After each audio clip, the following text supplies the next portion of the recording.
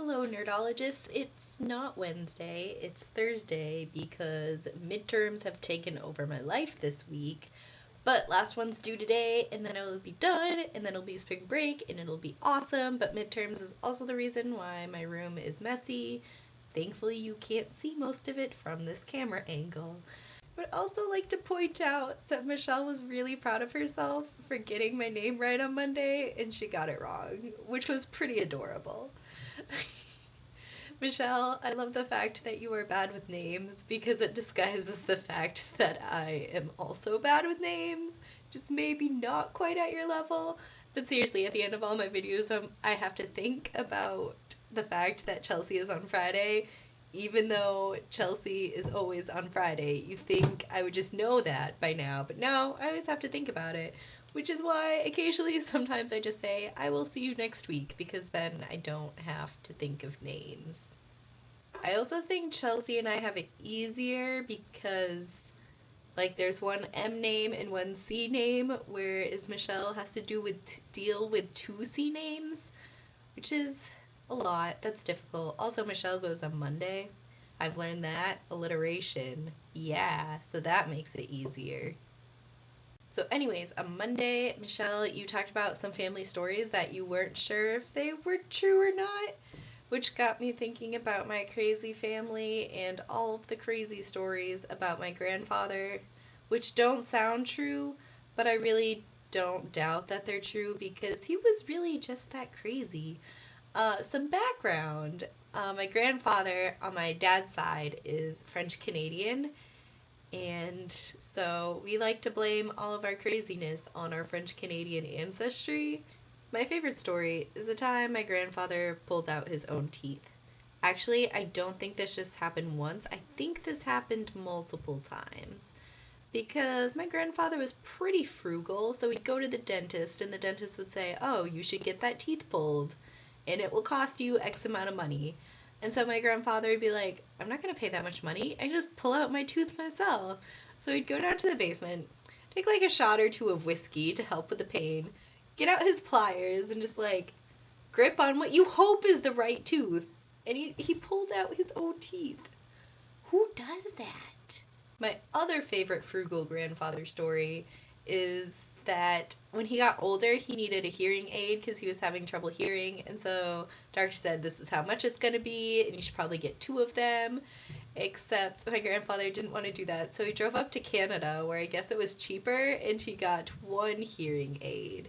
Because as long as you can hear out of one ear, you're still good, right? And so he was really happy afterwards because instead of the volume on the TV being at 30, he could now put it on 8. Yeah, I think it was time for him to get a hearing aid. Another time, my grandfather was building a house because he knew how to do cool stuff like build houses, which no one knows how to just build a house nowadays. But, anyways, there was a ladder because he had to get up to the roof to, like, put the sheets down on the roof. Except there was no easy way to hold the plywood that he was trying to get up there, so he had to, like, fold it in half and then get a running start and just, like, run up the stairs without using his hands. Except then one time when he was doing that, this breeze came by, and he said it picked him up and carried him halfway out into the lake. This story I'm a little less sure of, but if it were gonna be true and happened to someone, it would have happened to my grandfather. Another time, when building the house that he ended up retiring in, he was putting up like some sort of wall covering thing. I don't really know. But anyways, you're supposed to like glue it down. So instead of like putting the glue on nice and uniform, he used the glue to write curse words and stuff. And he was really proud of himself because someday when he like sold the house, somebody was gonna try and rip off the paneling to redo it, and they'd just see all these curse words. One final story for this week, because there are a lot more.